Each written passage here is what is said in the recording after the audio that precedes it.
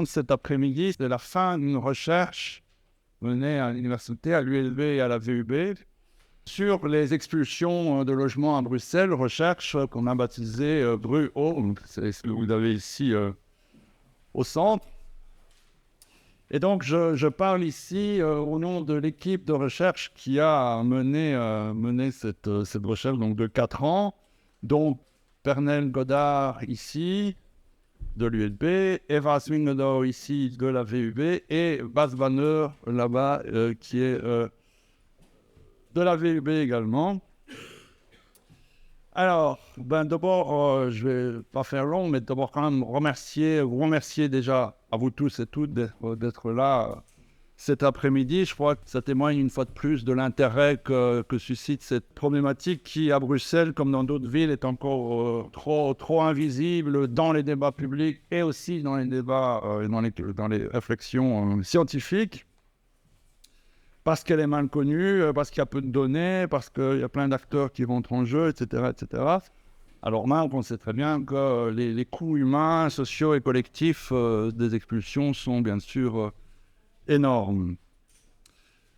Donc merci à vous d'être là et d'avoir répondu à notre invitation. Merci aussi aux personnes que l'on a rencontrées dans cette recherche. On en a rencontré pas mal dans différentes sphères, disons, et dont certains ici sont dans la salle aujourd'hui.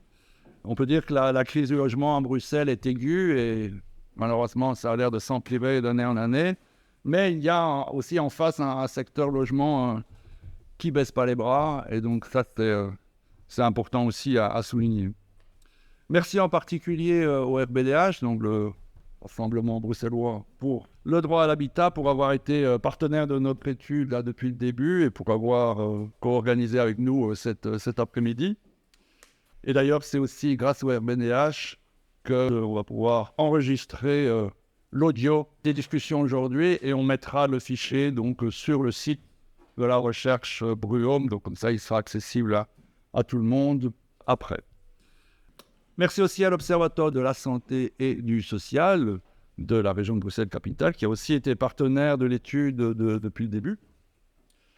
Et puis, bien sûr, merci à Innoviris d'avoir financé cette étude. Innoviris, donc, qui est une agence bruxelloise qui soutient et finance la recherche à Bruxelles. Alors, pour le déroulement de l'après-midi, il va se faire en quelques temps. D'abord, on va commencer donc, par une présentation par Eva et Pernelle de la recherche et de ses principaux résultats. Ensuite, on passera la parole à Camille François, qui est là-bas aussi dans la salle, qui est l'auteur, qui est sociologue, maître de conférence à l'université Paris 1 Panthéon-Sorbonne, et qui est auteur d'un livre vraiment remarquable paru au début de cette année, donc 2023, qui s'appelle « Degré et de force, comment l'État expulse les pauvres ». Vous avez compris que ça parle aussi d'expulsion de logement, et donc il va nous présenter son livre et donc on pourra échanger avec lui, puisque ensuite, après ces deux présentations, on viendra à un moment d'échange de questions-réponses avec vous, quoi. Puis, on fera une pause, mais juste avant la pause, je céderai la parole à Chloé Thone du RBDH qui vous dira un petit mot de l'exposition qui se trouve, des grandes photos que vous avez ici en bas, qui vous dira quelques mots sur cette exposition, comme ça vous pourrez aussi la voir pendant la pause. On reviendra après la pause ici, vers 16h, pour une table ronde, mais je vous en parlerai. Je vous en parlerai tout à l'heure, et donc, sans plus attendre, je parle la parole à Pernelle et Eva. Bon après-midi.